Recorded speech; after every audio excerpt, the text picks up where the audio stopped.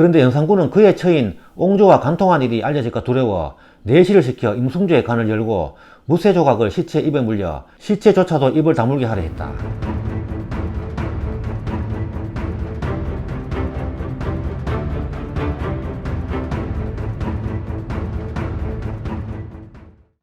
시대의 간신 임승재 편입니다.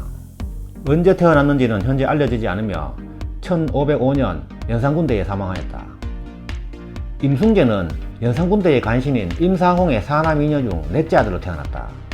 1491년 성종의 딸인 휘숙공주와 혼인하여 풍원리에 봉해졌다. 형인 장남 임광재는 예종의 딸 현숙공주와 혼인하여 풍천리에 봉해져 아버지 임사홍은 왕족과 사돈지간을 맺었다.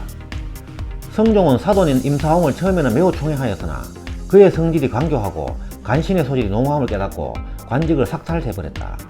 그러고 나서 성종이 사망할 때까지 수십 년 동안 글을 쓰지 않았다. 1494년 성종이 죽고 그의 아들 연산군이 즉위하였다. 연산군은 많은 이복 여동생 중 휘숙공주를 특히 아꼈는데 이 휘숙공주의 남편이 바로 임승재였다. 때문에 연산군은 임승재를 각별하게 생각하였다. 1491년 임승재는 휘숙공주와 결혼을 하는데 휘숙공주와 혼인한 날 밤에 집에 불이 나 옹주가 인근 민가에 피신하는 소동이 벌어졌는데 당시 실록의 사가는 임사홍은 소인으로서 불의로 부귀하게 되었는데 복이 지나쳐 재앙이 생겼다고 적고 있다. 세간에서 임사홍 부자를 보는 눈이 곱지 않았음을 알려주는 일화라 할 수 있다.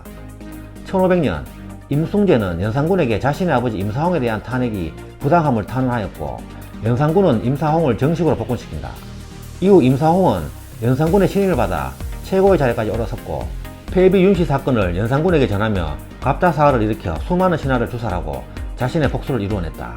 임승재는 아버지 임사홍과 함께 자신들의 적은 비열하게 보복하였고 자신의 표는 천민이어도 벼슬자리에 올려놓았다. 1504년에 갑다사화 이후 연산군이 미녀를 뽑기 위해 전국에 최홍사라는 임시 관원을 파견하는데 임승재는 이에 선발되어 조선의 많은 미녀들을 사대부가의 여식, 부녀자, 천민을 가리지 않고 연산군에게 갖다 바친다. 임승재가 연산군과 직접적으로 가까워진 계기는 색을 즐겨하는 연산군에게 일반 백성의 부인을 빼앗아 바친 일이었다. 이 일을 계기로 임승재는 연산군의 총애를 얻게 되고 전국을 돌며 미녀를 뽑아올리는 최홍사 역을 맡게 된다. 연산군은 최홍사로 파견되어 좋은 성과를 올린 자에게는 관직을 올려주고 토지와 노비를 주었는데 이로 인하여 최홍사들은 공을 탐하여 경쟁과 불법을 서슴없이 자행하였다. 임승재는 특히 심하여 전국의 미녀들을 구하러 다닐 때 사람들이 놀라 모두 피신하였고 뇌물을 받는 것은 물론 그가 수레를 타고 다닐 때에는 임금의 행사에 맞먹을 정도로 사치스럽게 다닐 정도였다고 한다. 그가 임무를 마치고 상경할 때에는 연산군이 승진을 시켜 강위에서 맡게 할 정도로 신임이 두터웠다. 그가 최홍사로 활동할 때 연산군의 총애만 믿고 자신의 비위를 거스르게 한 조정의 신하들을 모함하여 파면시키거나 곤장을 쳐 죽게 하기도 했다. 이 때문에 대관들이 임승재를 탄핵했으나 연산군은 오히려 대관들을 질책하고 벌을 주었다. 연산군은 임승재를 매우 총애하고 신임하여 그의 집 사면에 있는 인가 40여채를 헐어내고 담을 쌓아 창덕군과 맞닿게 하였다. 그리고 연산군은 매일 거기에 가서 마시고 노래하고 음란 행위를 하면서 밤을 새웠는데 임승재는 자신의 여동생을 연산군에게 바치기도 하였고 연산군의 이복 동생이 자신의 첩까지 바치기도 하였다. 연산군은 휘숙공주를 관통하고 나서 노비 15명을 하사하기도 하였고 임승재에 대한 보답으로 이몽의 첩 네온이라는 여자를 빼앗아 첩으로 삼게 해주는 은혜를 베푸기도 하였다. 연산군 일기에 하루는 왕이 임승재의 집 작은 정자에 앉아 이르기를 이 정자가 매우 맑고 깨끗하도다 하니 승재가 꿇어 앉아서 아뢰기를 신이 이 정자를 열어놓고 복년을 기다린 지 오래이옵니다 하였다고 한다.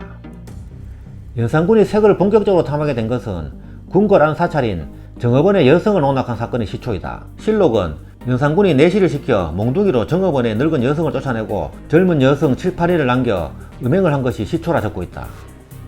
임승재는 운이 좋은 건지 중종 반정이 일어나기 1년 전인 1505년에 병으로 젊은 나이에 사망하였다. 그가 죽을 때 죽어도 여한이 없으나 다만 전하께 미인을 바치지 못한 것만이 한이다 라는 유언을 연산군에게 남겼다. 그가 죽자 연산군은 몹시 슬퍼하여 승지를 보내 조문하고 부위를 특별히 후하게 내려주었다. 그런데 연산군은 그의 처인 옹조와 간통한 일이 알려질까 두려워 내시를 시켜 임승재의 간을 열고 무쇠 조각을 시체 입에 물려 시체조차도 입을 다물게 하려 했다. 아버지 임사홍이 중조 반정 후 체포되어 처형된 걸 생각해보면 임승재도 병으로 안 죽었으면 100% 이때 아버지와 같이 처형됐을 것이다. 임사홍은 중종 반정이 일어나던 날 처형되었음에도 20일 후 무덤에서 꺼내 목이 또 잘리는 부관참시를 당하였으나 임숭재는 처이자 휘수공주의 덕으로 부관참시를 면하고 다만 관비 출탈 및 묘에 세워진 석불만에 제거당하는 처벌을 받았다. 임숭재는 노래와 춤에 능했는데 특히 초용무를 잘 추었고 아이처럼 재롱도 잘 부렸으며 활 쏘기와 말 타기도 재주가 있어 연산군과 같이 날마다 활도 쏘고 말도 타는 등 둘은 단짝이 되었다. 임숭재는 주색 잡기에 능하였고 임금의 비위를 거스르는 일이 없었으니 연산군에게는 이보다 더 좋은 친구도 없었을 것이다. 임숭재가 간신질을 하면서 자신의 처인 휘수공주를 연산군에게 바쳤다고 보기도 하고 야사에서는 임숭재가 일찍 죽은 이유가 부인인 휘수공주와 연산군이 간통한다는 소문을 듣고 화병으로 죽었기 때문이라는 이야기도 존재한다. 임숭재에게는 임희재라는 형이 있었는데 희재는 어려서부터 매우 총명하고 학문을 좋아하여 일찍이 김종직의 제자가 되어 대과에 자한급제를 하였다. 임사홍의 집안으로 보면 별종이었다. 그는 연산군의 폭정과 아비와 형제에 대한 부끄러움으로 20살도 지내면서 연산의 폭정에 대한 시를 한 수 지어 병풍을 만들었다.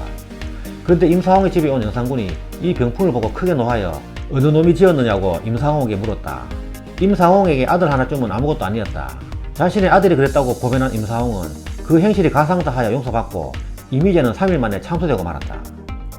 아들이 참수되는 그날에도 임사홍은 평소와 다름없이 잔치를 벌였다고 하니 임사홍이 얼마나 간악하고 냉혹한 인간이었는지 짐작할 수 있다. 그러나 임숭재는 이런 아버지 임상보다도 더 성질이 음흉하고 간사하기 그지없는 인간이었다.